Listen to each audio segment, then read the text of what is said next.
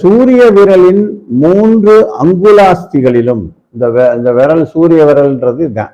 மோதிரம் போடுறோம்ல அந்த விரல்.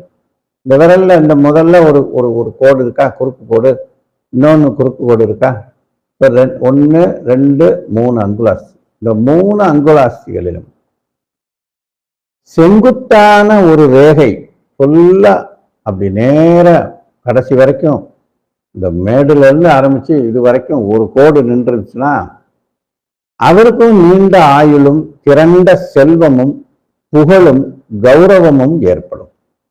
இந்த ரேகை அடிமுதல் செங்குத்தாக சென்று முதல் அங்குலாஸ்தியில கொஞ்சம் வளைஞ்சு அப்படி நின்னா, இல்லைன்னா இப்படி வளைஞ்சு நின்னா டோக்கி மாதிரி யுத்த களத்தில் வீர மரணம் அடைவார். யுத்த களம்னு அப்படி எடுத்துக்கிற வேண்டியது இல்லை. யுத்த களம்னா இன்னைக்கு இருக்கிற காலத்துல சண்டை போட்டு கூட அவன் இதாயிடுவான், மரணம் ஆயிடான். அதனால ரொம்ப ஜாக்கிரதையா இருக்கணும். அவங்கெல்லாம் சண்டைக்கு போகக்கூடாதுன்னு அர்த்தம். சண்டை சச்சரவுனா நான் சுருக்கா ஒதுங்கிக்கிட்டீங்கன்னா இதையும் விதியை மதியால வெல்லலாம் ஆட்டோமேட்டிக்கா. எல்லாம் விதியை அறிவிக்கக்கூடிய விஷயங்கள் தான். ஜோதிடம், கைரேகை, மச்சம் எல்லாமே நமக்கான ஒரு வாழ்வியலுக்கான விஷயமா தான் எல்லாத்தையும் கண்டறிஞ்சிருக்காங்க நமது முன்னோர்கள். அவங்க சொன்னதை நம்ம ஃபாலோ பண்றோம், அவ்வளவுதான்.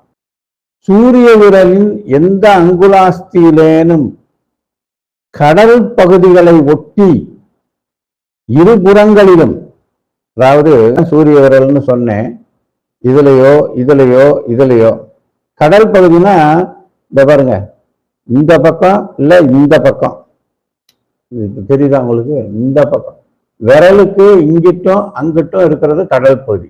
இந்த பள்ளத்துக்குள்ளேயும் இருக்கக்கூடிய இந்த பகுதி இதுதான் கடல் பகுதி. இந்த சூரிய விரலோட ஏதாவது ஒரு அங்குலாஸ்தியில ஒரு ரேகை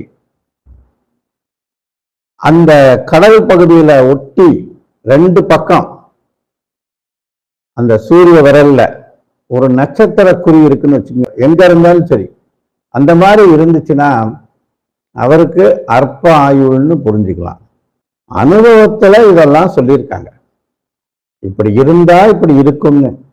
அதை ஜோதிடத்தோட கம்பேர் பண்ணி பார்த்துக்கலாம். ஏதோ ஒரு விஷயத்துல அவர் நேற்று செஞ்ச புண்ணியத்தினால இன்னைக்கு அவருக்கு ஆயுள் நீட்டிப்பு இருக்கும்.